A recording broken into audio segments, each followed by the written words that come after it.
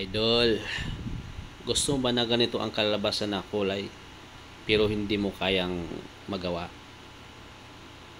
Ayan mga idol, halika, nood ka at subaybayan mo yung ituturo ko sa inyo mga idol. Napakaganda, di ba?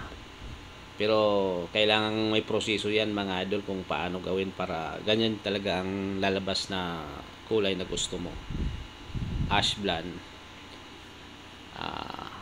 So ganitong proseso mga idol. Mga sangkap na gagamitin natin mga idol ay bleaching powder, oxidizing, 12% at 3% at colorant. Yun mga idol. So start na tayo mga idol. Ay mga idol, hinahalo na natin bleaching powder at oxidizing 12%. So ang gagawin natin, haluin ng mabuti gaya ng nasa picture at yun ang ilalagay natin unang-una sa buhok. Ayan mga idol. So hindi lang isang bisis to lalagyan natin mga idol dahil kailangan maalis natin yung itim sa buhok. Unang lagay natin mga idol, ang lalabas niyan ay magiging kalawang, maging orange na parang kalawang. So kailangan ulitin mo ulit ng bleach hanggang 3 bisis or 4, depende sa klase ng buhok. Merong buhok na medyo mahirap tablan, kaya talaga kailangan matyaga ka lang talaga mga idol. Saka kailangan yung customer natin mga idol sanay sa ganitong klaseng bleaching kasi medyo masakit sa anit ng mga idol. Minsan yung iba pinapabukas muna namin yung pangalawa or pangatlo para hindi siya maapektuhan yung scalp niya kasi minsan masakit talaga sa anit, lalo na yung first timer na ganito. So ganyan, habang nalagyan mo na siya, i-massage mo siya, sprayan mo ng tubig para medyo lalambot ng konti para ma-massage mo lang maayos. Dahil pag hindi mo siya i-massage, yung ibang part di siya matatablan. Kaya ang kalalabasan ng mga idol, pachi-pachi. So ayan. Tingnan nyo lang mga idol yung paano step by step na gagawin natin. So pangalawang lagay na natin itong mga idol. Ayan. May ibang paraan dyan mga idol para mabilis din na yung bleach nya. Kailangan balutin siya ng cling wrap, yung pinambalot sa pagkain. Yan. Mas mabilis yun kasi iinit yung nakakapag-produce siya ng heat. Kaya mas mabilis siyang maluto. So kung yung buhok naman na medyo madali lang tablan, hindi na kailangang lagyan ng cling wrap mga idol. Ayan siya. Ayan. Ito lang yan. Kailangan halos, siyempre lahat dapat lagyan para pantay siya. So ayan, pinapatuyo natin mga idol. Pwede na siyang lagyan ng yung ash plant, patungan na natin siya mga idol. Ayan. Kailangan patuyuin nyo muna mga idol. So ito na yung natin. Ang ginagamit natin na colorant is 0.11. Ayan. So 0.11. Yan ilalagay natin sa mixing bowl. Ayan siya. Okay, kailangan tansyahin mo lang mga idol kung gaano karami ang pwede natin ilagay. And then after dito, ihaluan natin ng 3% or 10 volume. Mas mababa na kumpara kanina. So ayan, lagay na natin. Ayan, tansyahin mo lang kung gaano karami. Pwedeng 1:1 or 1:1.5. Then mix natin ng maayos. Mikos natin ng maayos mga lodi. Ayan. Okay. Kaya lang haluin natin ng maayos para pantay yung kulay na ilalagay natin sa buhok nating client. Ayan mga lodi. And then ayun, nalalagay na natin. Kailangan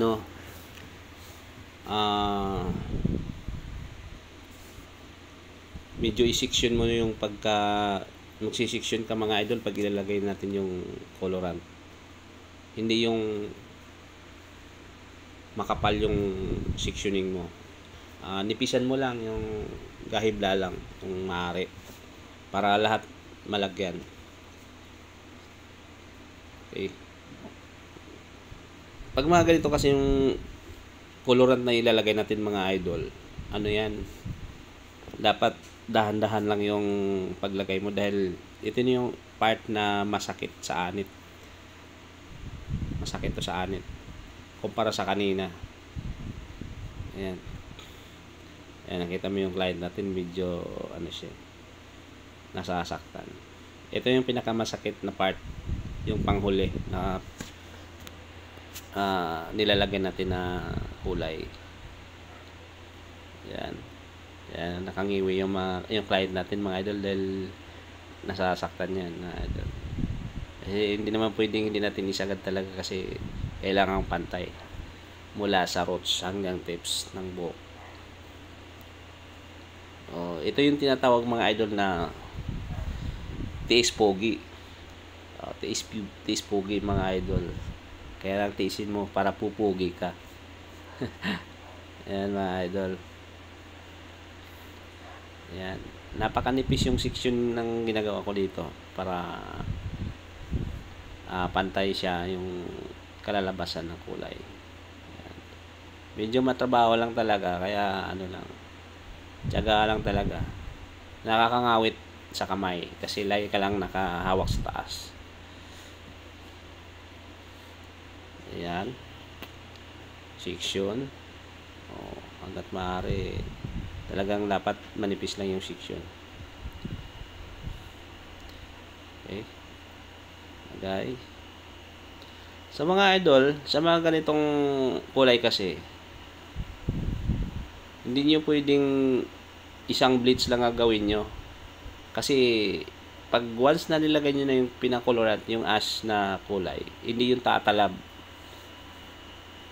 Itong ginagawa ko nga ngayon mga idol, kung tutuusin, kulang pa to sa isang bleach pa to dapat kasi yan, nakita nyo parang naninilaw pa lang yung ibang part ng buhok. Pero na kasi parang hindi na kaya ng client natin na isang bleach pa. Ayan.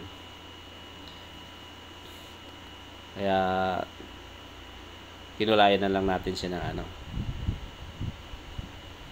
yung ash, pinatungan na natin yung kulay ash. So mamaya mga idol, makikita nyo kung anong kalalabas ng kulay na to. Tapusin nyo lang manood mga idol hanggang mamaya, hanggang dulo. Yan siya mga idol, konti na lang ayun, konti na lang. Okay.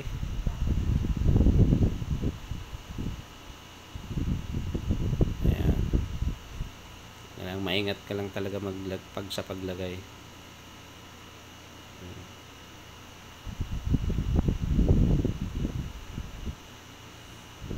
May ibang ginagawa namin dito mga idol kung para safe yung anit ng client.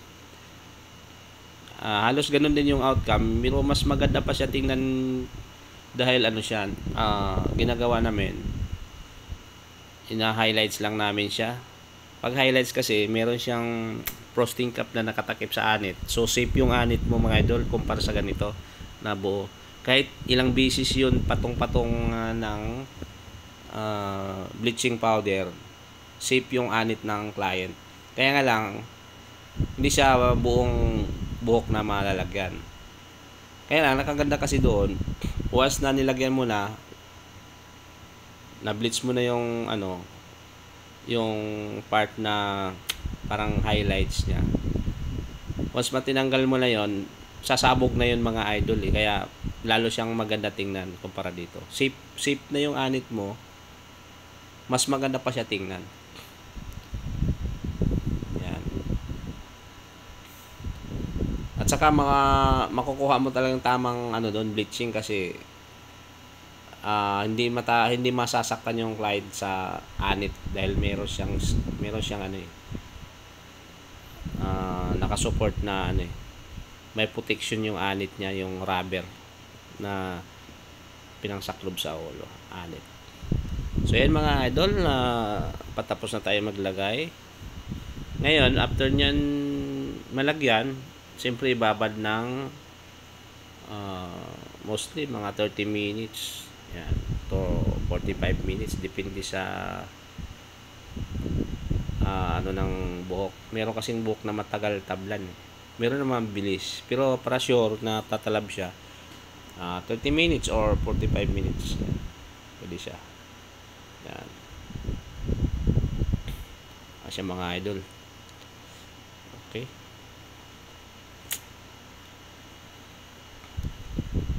ayan, shout out sa lahat ng mga idol na nanood lagi sa ating mga upload na mga video.